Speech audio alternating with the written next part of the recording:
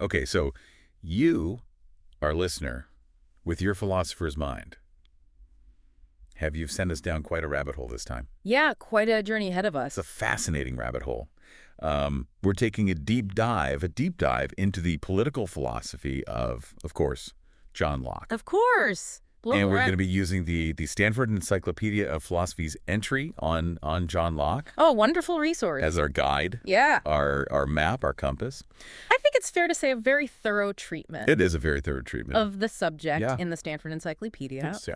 Um, and we want to go beyond just like summarizing what's in there. We want to pull out like the core philosophical arguments, insights, what would be interesting to a philosopher, what would get them thinking. Yeah. I mean, I think Locke is just such a rich source, especially for those of us who, think deeply about things like, the basis of government Yeah, the legitimacy of government, individual rights. and individual rights. Exactly. Where do these things come from? What are the arguments for them? And Locke gives us so much to grapple with there. I mean, he's undeniably one of the pivotal figures in modern political philosophy. Yeah. So let's dive right into it, right into the core of his thought. And I think one of the key starting points is his concept of natural law Okay. and how it intersects with this idea of natural rights. All right. So, natural law. This was, of course, an idea that predates Locke. We see it in ancient Greek philosophy, Roman legal theory. And really what it refers to is this notion that there are universal moral truths Yeah. that are accessible to human reason. So it's not dependent on any particular society or cultural tradition. These are truths that apply to all human beings by virtue of being human. So it's contrasted with what they call positive law, That's right. right? Which is like, the law of the land. Exactly. The laws that are created by specific political communities. Right. And then there's divine law. Ah, yes, divine law. Right. Revealed through scripture, through religious texts. Right. And Locke was certainly operating within a context where Yeah. religious belief was prominent. But what's interesting is how he sees natural law and divine law as overlapping Yes. to a certain extent, but not perfectly coextensive. Right. That's right. I mean, he even suggests using natural law as a framework for interpreting scripture. Right. So he's already kind of elevating reason. Yeah. In a way. In a way, yeah. He's saying that even our understanding of divine law has to be filtered through this lens of what we can grasp through our own rational faculties. So you have natural law that's accessible through human reason. It's universally binding. Divine law requires revelation. But how does these two, how do they intersect with this concept of natural rights in Locke's philosophy? So this is where things get really interesting, because there's this long-standing debate among Locke scholars about the relationship between natural law and natural rights. Yeah. And one prominent perspective, and this is one that's associated with Leo Strauss, is that rights are really primary for Locke.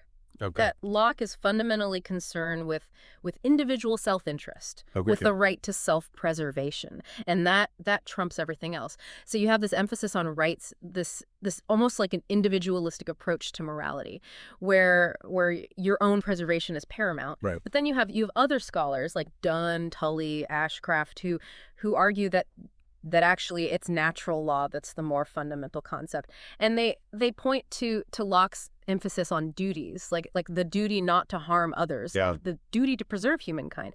So from this perspective, rights are seen as enabling us to fulfill these pre-existing duties. So rights are Almost like tools. instrument. Yeah. Tools, instruments that allow us to actually carry out our obligations under natural law. Right. So in a sense, you have these two kind of contrasting views. You have like the Straussian view, which emphasizes rights. Right. Which is very much in line with like a more libertarian kind of more individualistic. Yeah. Reading of Locke. And then you have this other view which sees natural law and duties as primary. Right. And then rights are sort of flowing from that. Yeah. And it's interesting because you could see how that kind of maps onto different political perspectives. Right. As well in contemporary debates. Right.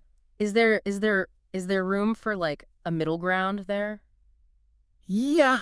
I think Simmons offers a kind of a nuanced middle ground where he suggests that for Locke, rights and duties are kind of equally fundamental. And that they create this kind of robust zone of indifference, he calls it, Uh-huh. where individuals have genuine freedom of choice within the bounds of natural law. So it's not just that everything is dictated by duty. There's this space for us to make choices, to pursue our own ends, as long as we're not violating the fundamental precepts of natural law. Okay. So like it's not an either or. No, It's kind of like there's this interplay. this interplay, this balance. Yeah.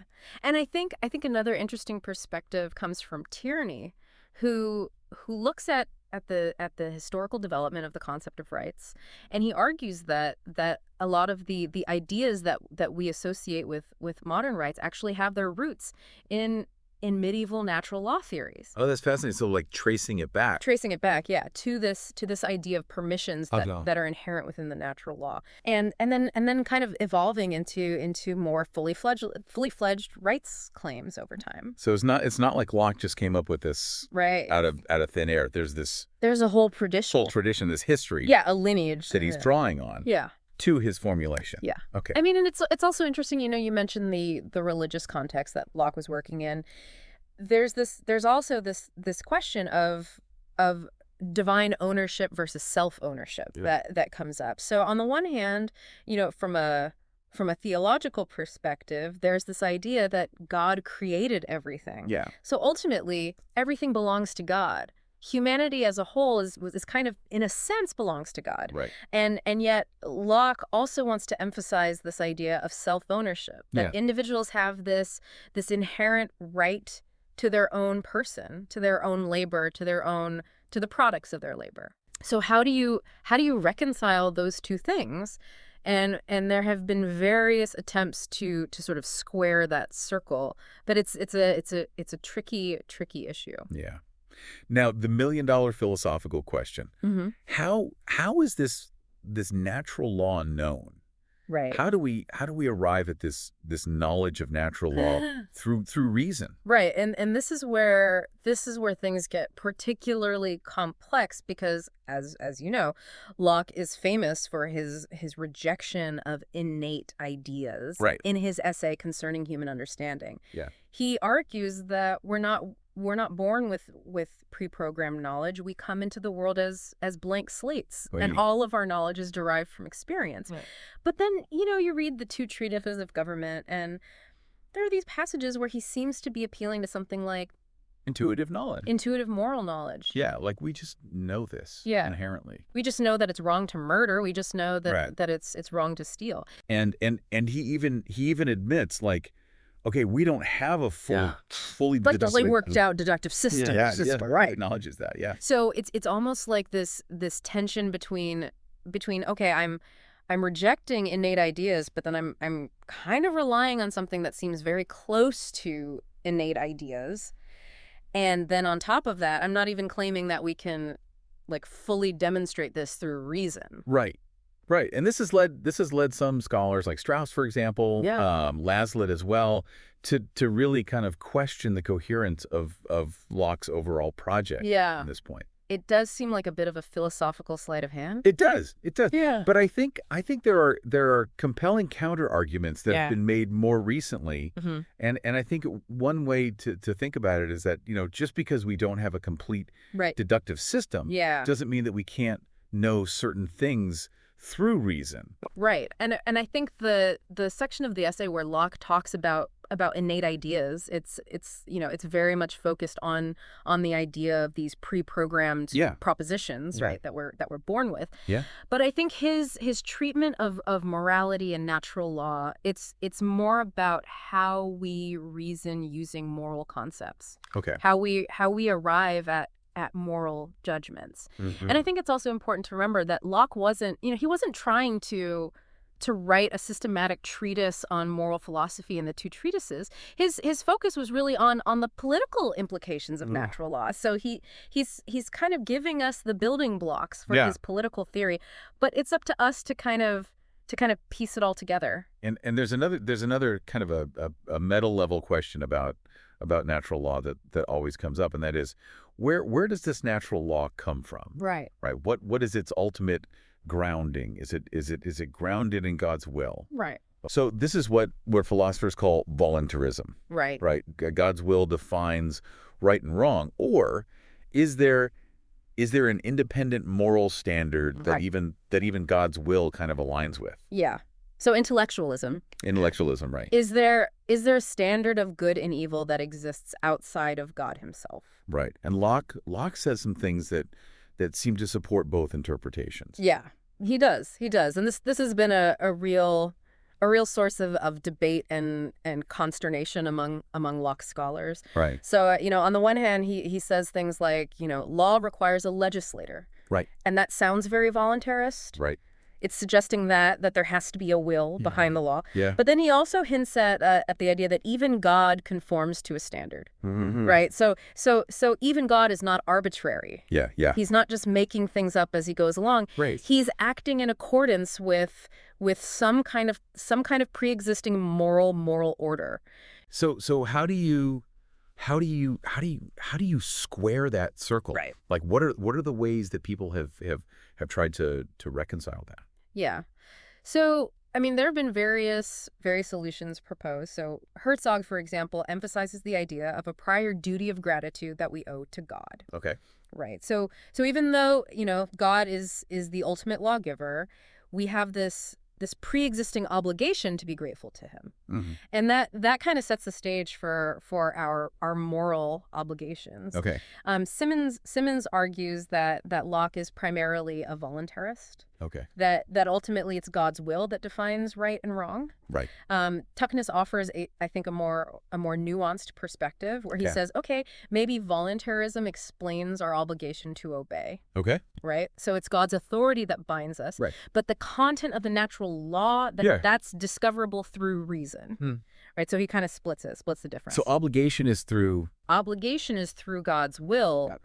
But the content, actual content, is accessible to reason. Okay. And he uses this kind of analogy of divine reason. He's saying, okay, our reason is in some ways analogous to God's reason. Okay. So we can kind of understand the principles that God is operating on. Yeah. Even if we can't fully grasp his will. So considering all this kind of these theological underpinnings, Yeah. what is the contemporary relevance of Locke's natural law theory? Yeah. For like a philosopher today, Mhm. what should they take away from all of this? Right.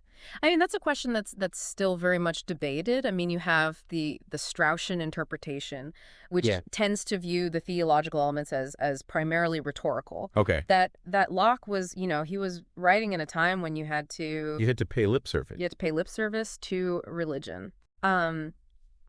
But that his real concerns were more secular. Okay. Then you have folks like Dunn and Stanton who argue that actually Locke's reliance on these religious assumptions really limits the contemporary relevance of his theory. Yeah. Because if you don't buy into those assumptions, then the whole thing kind of falls apart. Yeah. But then you have folks like Simmons, Yeah. Vernon as well, who try to kind of disentangle the secular and religious arguments, and they say, okay, look, Locke's fundamental principle is the preservation of mankind, Right. right? And that can be justified on both religious and secular grounds. Okay. Yeah.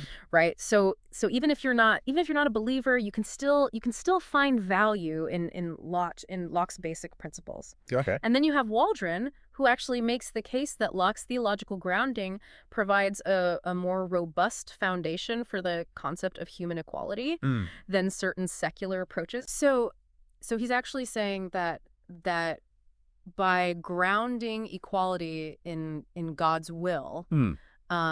you actually get a stronger argument for it Interesting. than if you try to base it on something like just our common humanity or, Right. or our capacity for reason. Right. So a lot of different perspectives on that question of contemporary relevance, but it's a question that every philosophical reader of Needs Locke to grapple with. has to grapple with. Yeah. Yeah. And I guess the final thing I wanted to ask about natural law is just like, besides this fundamental law of preservation, Right. what other specific content did Locke ascribe to natural law? Like what concrete duties or Yeah. prohibitions did it entail? Yeah. So as you mentioned, the fundamental law is the preservation of mankind. And Simmons kind of breaks this down in the two treatises into a few specific duties. So there's the duty of self-preservation, obviously. Right. There's the duty to preserve others when it doesn't conflict with your own preservation. Okay. There's the duty not to take life. Okay. And there's the duty not to do anything that would kind of destroy others or lead to their destruction. But what's interesting is that if you go back to Locke's earlier essays on the law of nature, he actually gives a much more extensive list of duties. Oh, okay. So it includes all of those that I just mentioned. But then he also talks about duties to the deity, Oh, interesting. duties to oneself in terms of developing one's faculties, duties to others in terms of not harming them, but actually promoting their well-being. Okay. So it's a much richer conception of natural law than you sometimes get in the secondary literature. Right. So a lot to unpack there already in terms of just like the concept of natural law itself. Just the foundation. The foundation. Yeah, absolutely. It's the bedrock. Let's move on now to this idea of the state of nature. Okay. What is this philosophical construct represent for Locke? So Locke describes the state of nature as a condition where there is no common judge with authority. Okay. Right. So there's no government. Right. There's no established legal system. Right. And individuals are living according to reason. Okay. Without a superior power on earth. Okay. So it's not simply the absence of government then? It's not simply the absence of government, right? Because you could imagine a situation where there's no government, but there's still a lot of chaos and violence. Right, like anarchy. Exactly, anarchy. And he distinguishes between state of nature and state of war. Yes, he's very clear on that. Right. That the state of nature is not a state of war. The state of war is where individuals have basically abandoned reason, and they're just resorting to force to get what they want. Right. Whereas in the state of nature, people are still guided by natural law. Okay, so they're still even though they're not subject to any human authority. Yeah. They're still bound by dictates of reason. This higher moral law. Yeah, exactly. But is it really that simple? Like just No, it's not. Oh, It's not. And this is where Simmons comes in and offers a really interesting challenge to this kind of straightforward definition. Okay. He says, look, that might be a sufficient condition for being in the state of nature, but it's not a necessary condition. Because even within established political societies, there might be individuals who can be considered to be in a state of nature. Okay. So he gives examples like visiting foreigners, young children, people with reason defects. Okay. So his point is that it's really more of a relational moral concept. It's defined by the absence of consent to a common system of adjudication. Okay, so it's really about these relationships, Yeah. these moral and political relationships. Yeah, exactly. It's not just about, whether you happen to be living in a place that has a government. Right. It's about whether you've actually consented to be governed by that system. Now, how does this understanding of the state of nature contrast with say Strauss's interpretation? Yeah. So Strauss takes a very different view. He sees the state of nature as more of a quasi-historical account of early human society, and he argues that Locke is actually using it to kind of reveal his departure from traditional Christian teachings. Oh, interesting. And in particular the Genesis narrative. So Strauss is reading Locke as kind of a subtle aversive figure, who's using this language of natural law and state of nature to smuggle in these more radical potentially even Hobbesian ideas Hmm. about human nature and the origins of society. Okay. So, whereas Simmons sees the state of nature as primarily a moral and philosophical framework, Mm. Strauss is reading it as more of a coded message. A coded message. Yeah, about Locke's true views, Right. which he thinks are much more skeptical of traditional morality Right. and religion. Okay. And Dunn kind of comes at this from a Yeah. different perspective, right? Yeah. So Dunn interprets the state of nature less as an anthropological description Okay. of a pre-political existence, and more as a kind of a theological reflection on the inherent condition of humanity Okay. within a world created by God, Mhm. and the implications of that condition for the legitimate purposes of government. So Dunn is really emphasizing this theological dimension of Right. Locke's thought. Right. So for Locke, ultimately, this state of nature is intrinsically linked Yes. to his theory of natural law. Yeah, absolutely. Because it's in the state of nature Yeah. that our fundamental rights and Mhm. our status as free and equal individuals are defined By that law. by that law. Yeah. So it's not just a hypothetical scenario. Oh, right. But- No. And Locke actually believed Yeah. that human beings had existed in such a state. Right. Right. Okay. It wasn't just a thought experiment. Yeah. Okay. So that gives us a good understanding of the state of nature. Let's move on to a really central aspect of Locke's thought, Right. which is this idea of property. Property. What was he trying to achieve Yeah. with his theory of property? What were his aims? Yeah. So Locke's theory of property, I mean, it's one of the most important, undeniably important and controversial aspects of his political philosophy. Right. And there are many different ways to interpret it. Yeah. A very significant interpretation is the one put forward by C.B. Macpherson, Okay. who argues that Locke's theory is basically a justification for capitalist accumulation. Hmm. So he's saying that Locke is really concerned with defending Yeah. to acquire wealth Yeah, and to accumulate property. Right. And Macpherson points out that Locke does set some initial limitations on property acquisition. Okay. Right. He says, you can't let things spoil. You Oh. have to leave enough and as good for others. Right. And you have to mix your labor with something in order to acquire it. Right. But Macpherson argues that those limitations are ultimately transcended by the introduction of money Okay. and the subsequent increase in productivity. So he's saying that. Basically, Locke is creating this system where the rich can just keep getting richer and the poor are kind of left behind. Right. So he's reading Locke as a defender of capitalism, essentially, in its early form. Yeah. And Macpherson also critiques Locke for what he sees as a kind of a possessive individualism that permeates his thought. Right. That Locke is too focused on the individual and not enough on the community. Right. But I imagine there are counter arguments to Macpherson's reading. Yeah, there are many people who defend Locke against this very critical interpretation. Okay. So, for example, Ryan points out that Locke defines property very broadly to include not just material possessions, but also one's life and liberty. Okay. Right. So even those who don't own land can still be considered to have property in this broader sense. Okay. And Tully emphasizes the fact that in the first treatise, Locke actually talks a lot about the duty of charity. Right. Right. So the idea that the wealthy have an obligation to help the poor. Right. So that doesn't really fit. undercuts that whole idea of just unlimited accumulation. Yeah, exactly. Okay. It suggests that there are limits. Right.